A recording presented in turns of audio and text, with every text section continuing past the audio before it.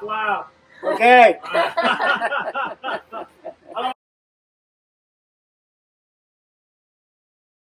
Ramiro Ramirez Nivon. And so how old does that make you now? 68. 88. 88. No, 80, Yes, 88. 80, Siete. 87. 87 years old for those at home. Okay. And holding. Growing up, you must have had a bunch of different jobs. What was the first one that you had as a kid? La primera vez, the first time I got paid is when I used to go out to shine shoes. Shine shoes? Shine shoes. How much would you get paid to shine shoes? 50 centavos. 50 cents. 50 cents. Yeah, per pair. Nice. And then I used to sell chiclets, you know, Gum.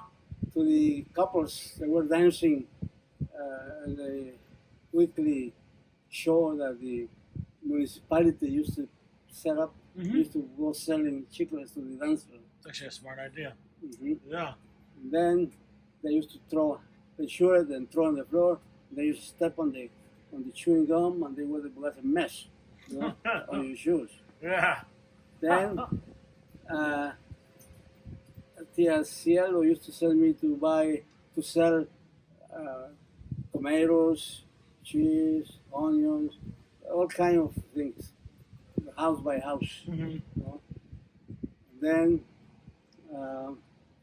I used to go also to take care of the calf, you know, because the cows had to be milked, and then all the other children were playing, and in the afternoon, and I had to take them out of the game to go and take care of the calf, to separate them from the cows, so they will not suck all the milk for the next day. And I hated that because it interrupted my playing time. You know, that was another thing. And then another thing I did was during the Todos los Santos, All Saints Day, I used to go to the cemetery with a can of sapolin, a paint, and a brush, to paint crosses, 1 peso each. I make money for that, painting crosses in the cemetery. Yeah. You know? That was another thing I did. So you must have been really busy as a kid, obviously working. Oh, I used to work all the time as Yeah. a kid, making few cents. What was the biggest / most in trouble you ever got? Most in trouble I ever got. I didn't get in trouble too much. Oh yeah, you didn't? No, I was a perfect kid. You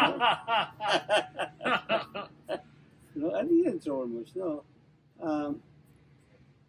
except with a lady. I used to go to help people coming from other towns in the train that stop in Mapastepec, you know, and helping them to carry their luggage or whatever they, you know, for tips. And one lady used to bring a lot of sandias, you know, watermelon, and she asked me to help her to bring those sandias to her house. So I tried to pick up the sandia. The sandia was so big, so heavy, I couldn't hold it. I tried to put it on my shoulder. The sandia went all over me, went over. And the sandia was on the floor, was smashed. And the lady was so angry, he chased me out with his cane. He chased me, you know, trying to hit me with it, but he wouldn't touch me because I took off. You know? Too fast for you, yeah. Yeah, too fast. That was when I got in trouble with that. And that's all things I did. What was life like in Mapastepec? It wasn't too exciting, you know, because at that time there was no electricity, okay, no highways. The only communication with other towns were by train.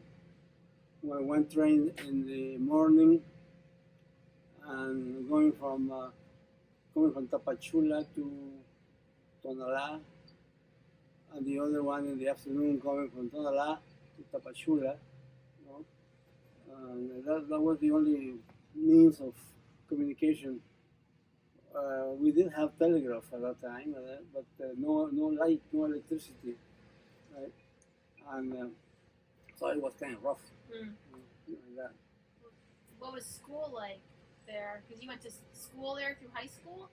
No. Mapa, I went to up to fourth grade because there was no more, you know, no more. In order to advance, you have to go to Tapachula. So I did go to Tapachula to the military school, and I did the. I went into the sixth grade, so I skipped the fifth grade. I never studied the fifth grade. I went from fourth grade in Mapa to the sixth grade in Tapachula. You know, so that whatever they did in the fifth grade, I knew it all. So they put me in the sixth grade. After that, when I finished the sixth grade, I went to another school, sort of a high school type. They call it normal school, Escuela Normal Rural, a rural normal schools in Comitancillo, Oaxaca. You know, I went there for about 3 years. After that, I went to Instituto de Ciencias in la ciudad de Oaxaca, in Oaxaca City, for 1 year. And after that, I think I took one semester off, so I don't know, something like that. Went back to Mapa. While I was in Mapa, I learned telegraph. So I became a telegrapher.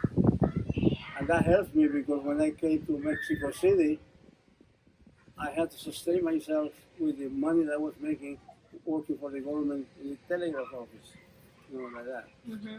So I went to Mexico, I finished up high school, and then I signed up for the prep school, for the preparatoria, you know, prep school. There were 3 years prep school there. After that, I went to law school, Universidad Nacional Autónoma de México, National University of Mexico, to law school. After that, I met someone.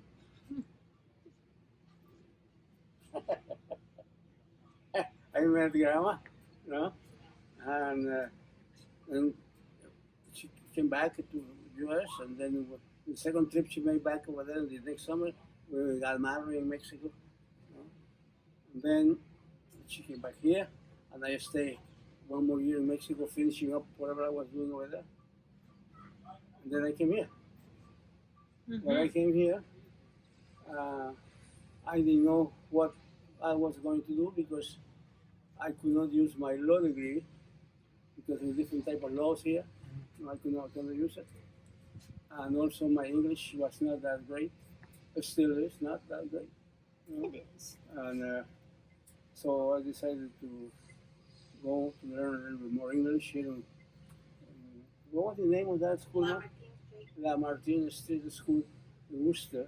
I used to go every day to learn more English over there. It was like immigration school. You know, there were students from all over the world there. And then after that, after about 6 months or so, I found my first job was part-time with S&H Green Stamps. That was the company that used to sell. What did they used to sell? They used to give out stamps when you bought gas. Yeah, oh yeah, when you bought gas, the gas station used to give you stamps, and then you put it in the book, and then you go to that store, exchange the stamps for items. And I was working in that store as a stock boy for about, maybe not 3, 4, 5 months or something like that. And after that, I got another part-time job, my first teaching part-time job. And the Monsignor, what was his name? Lynch. Monsignor Lynch, one Catholic school in Worcester. And after that, I got a full-time job at Worcester Academy, in Worcester. I was there for about 5 years. While I was there, I was teaching part-time also at Assumption College in Worcester. And then I signed up for my advanced degrees, a PhD at the University of Connecticut. And I used to travel from Worcester to Stores, Connecticut, three times a week. At that time, there was no such thing as 395 highway. It was only Route 12 around Stourbridge Longway. 3 times a day, 3 times a week, from Worcester to University of Connecticut, until I finished there.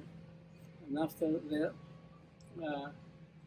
well, in between, I went also to sign for another PhD degree at the University of Guadalajara in Mexico. I used to go there in the summer. So I got 2 degrees, 2 doctoral degrees, one from here, one from Guadalajara. And then came back. Then from Worcester Academy, I stayed about 5 years at Worcester Academy. It was very good. It was a good school. But I didn't want to stay teaching at the high school level, because with all my degrees, I needed more advanced. So I wanted to teach at the university. So I went to Ana Maria College. And I stayed there for many, many years. And I retired from there. So education's very important to you. Oh, yes, of course. Yeah. I couldn't have done it without that. So I want to know why you think education is so important. Because the education will spread your wings in many directions, okay? If you don't find your wing to the right, you can find it to the left. And you have more latitude to spread whatever you want to do, right? No, you cannot stay only in one area. So you have more, that's why liberal arts are very important, because you have more access to other things, other areas. That's why. Okay. And the higher degree you have, the better off you are. Of course, not everybody have the enthusiasm to do that, or the means to do that. Also, you have to have a willpower to do it. Okay? And some people just sit and they are happy or content whatever they do, which is also all right. But in my case, it was not. In my case, I needed more space Okay. to diversify my areas of knowledge. Right. So you meet Grandma, Yes. but you didn't speak the same language very much. Well, not much. How long we dated? About 4 months. 4 months, 5 months. We dated for 4 months, 5 months.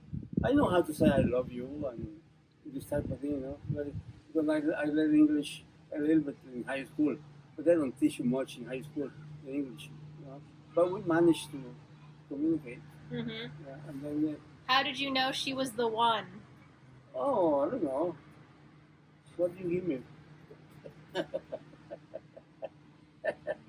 don't know, but whatever it was the one. It was the right one. That's was the right one in all aspects.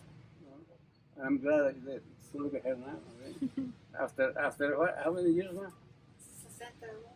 62. 62. After 62 years of marriage. Si no hubiera sido por ella, if had not been for her, you two won't be here. So that was okay. So we got married the following year when she came back there. Our marriage was very simple, very simple. We didn't have any money to make a big splash, And then What we did was we bought a couple of bottles of wine, and we went to my cousin's house to celebrate. My cousin Carlos was one of the witnesses for the marriage, and then all the friends and their friends got together at Carlos's house, and then for a couple of hours, we play records machine there, and that was it. Hmm. You know? And then we didn't have any trip to resort or anything like that. We didn't have any money. You know? And that was all very simple, very, very simple. But you get married. We wanted to get married. So I wish you guys get the message. Okay. Get the message, Emma. Get the message. It's good. For many reasons. Perhaps not right now. I mean, but it's good for the future. The sooner you get married, the better. So, Madam, my suggestion, and I will stick to it. You hear that, Kevin? Is Kevin listening? Okay. You hear that, Kevin? The move from Mexico to the United States. Do you want to talk a little bit about how that went down and why? Well, when I was already working as a lawyer in Mexico, my grandma was already here. And then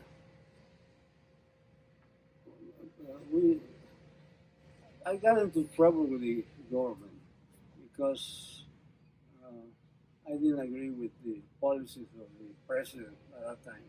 Can I ask what those policies were? I'm sorry? What were the policies about? What didn't you like about the policies? I didn't like the sort of communist ideology that the government had at that time. You know? And I was always writing articles in the newspapers against that. So now the government marked me like undesirable. So, and then I was always watching my shoulders because the secret police was trying to get me. So one day I was working in my office, way at 10th floor, one of the buildings there, when I got a call from a friend that was working for the government there, and he has the knowledge of knowing what was going on. So he told me that not to come down from the office down to the lobby because there were 2 or 3 guys, Secret Service police, waiting for me, to grab me from there. So I didn't come down, but I told the other lawyers that were working there. They called the American embassy from there, and they asked the American consul to come in his car to get me. So I did come down. I got with the American consul to his car. He took me to the airport, and they couldn't touch me because I was with the American car, American consul. I just got a few things that I had, and they put me in the plane and came back over here. That was the reason why I came, which was good, because even though I hesitated first to come, but grandma was already here. I said, no, I better go. So I decided to come. And the first 6 months or so, that was kind of rough over here too, because great grandma didn't care too much about me, Mama, and they didn't give a hook about me. But I proved them wrong. After a while, I proved all of them wrong. Okay. Mm-hmm. So that's. Would you have made the decision to move here if you didn't have to? Perhaps if this could have been, but I have no regrets whatsoever. No regrets whatsoever. Okay, I made my life here. I'm happy here. Mm-hmm. I made whatever I made over here. You can see the result. You can see the. Mm-hmm. So. What was the hardest part about getting used to the life here? hardest part that I used to live here was the English, the language. You know, the language. That was the hard part. It still is. Sometimes I cannot say everything I wanted to say. And when I don't know, I start sweating. And that's all. That's all I learned. Saying a lot of slurs.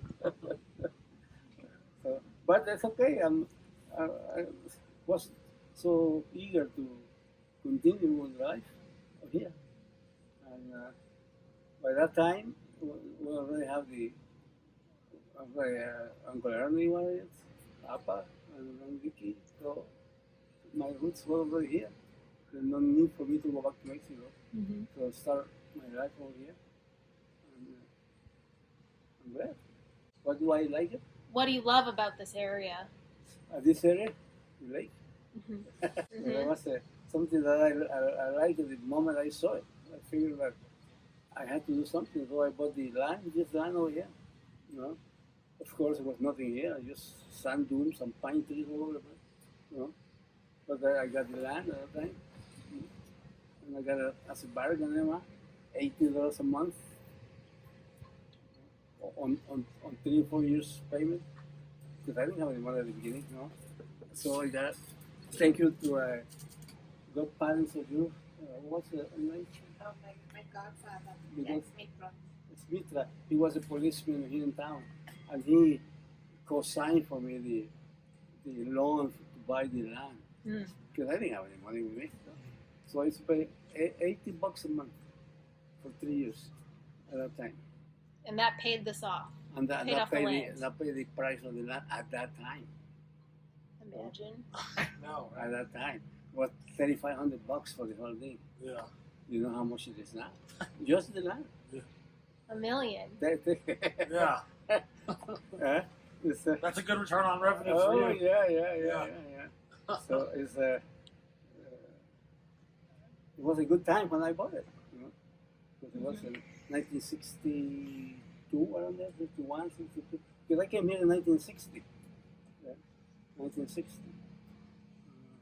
I came 1 or 2 days before Christmas, I think it was.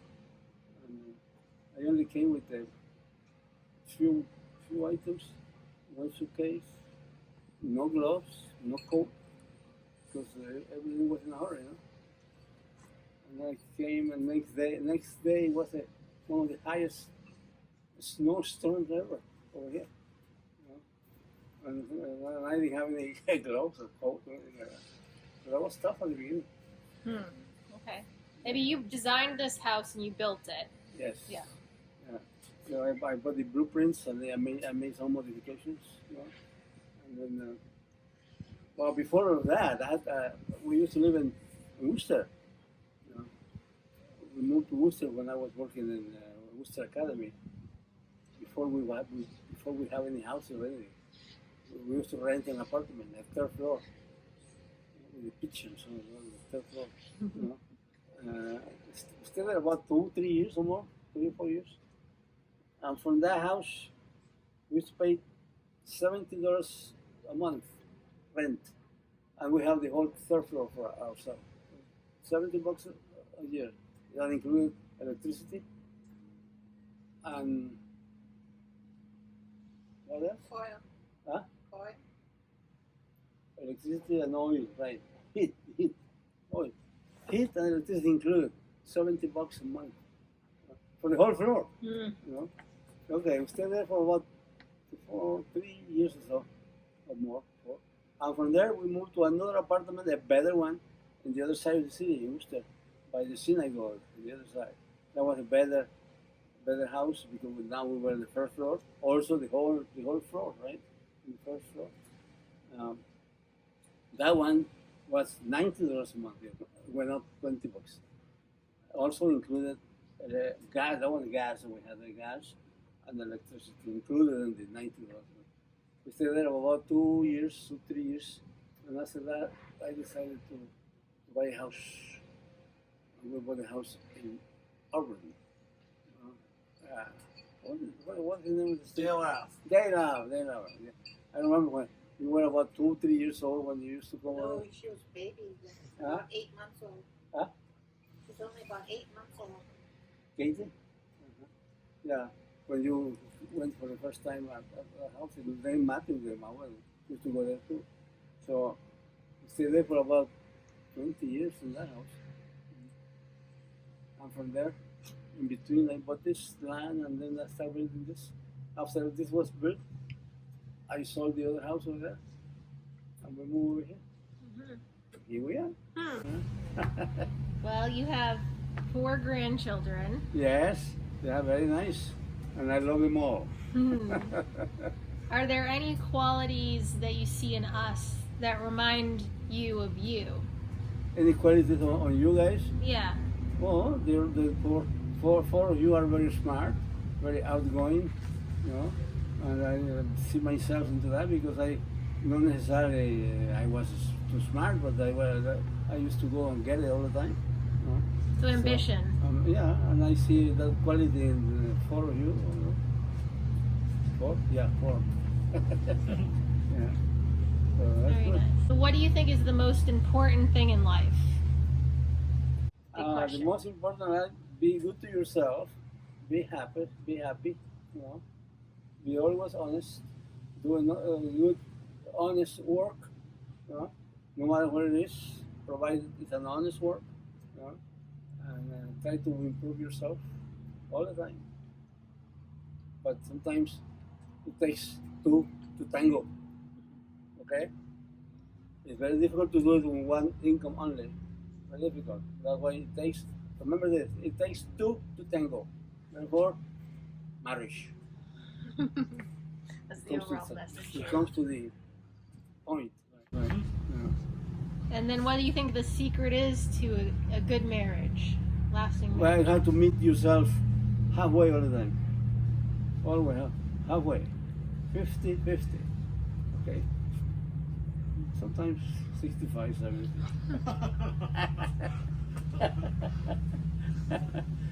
No, 50-50 will do. You know? 50-50 will go. Okay. That's the secret. All right. Is there anything else that you want to impart your wisdom on us about? Any other way? Is there anything else on your mind? Anything that you want to want us to know? My mind for you guys is to succeed in life.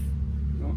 And you have to make the effort to do it. You know? Is there anything else that you want to impart your wisdom on us about? Any other way? Is there anything else on your mind? Anything that you want to want us to know? My mind for you guys is to succeed in life. You know? And you have to make the effort to do it. You know?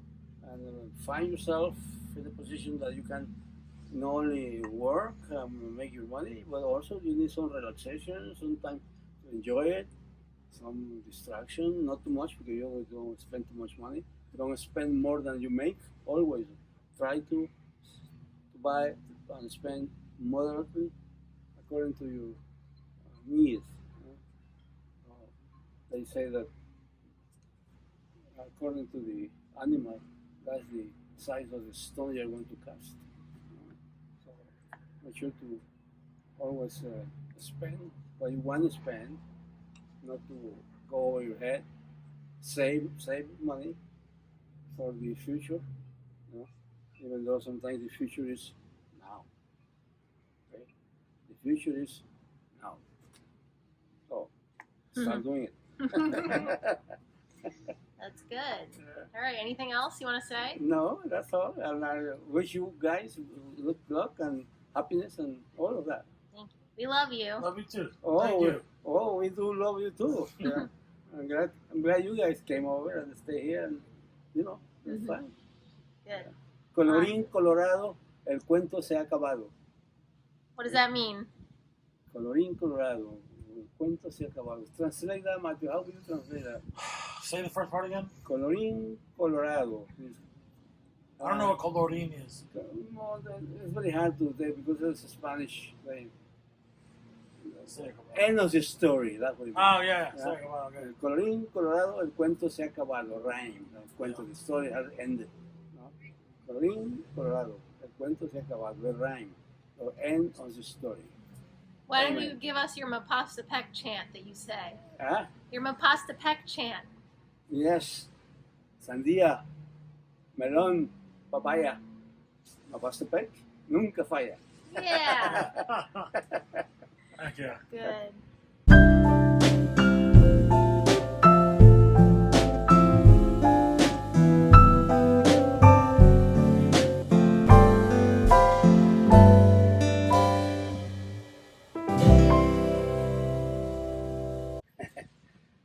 Nunca muerdas más de lo que puedas tragar. That means never bite any more than you can chew. Okay?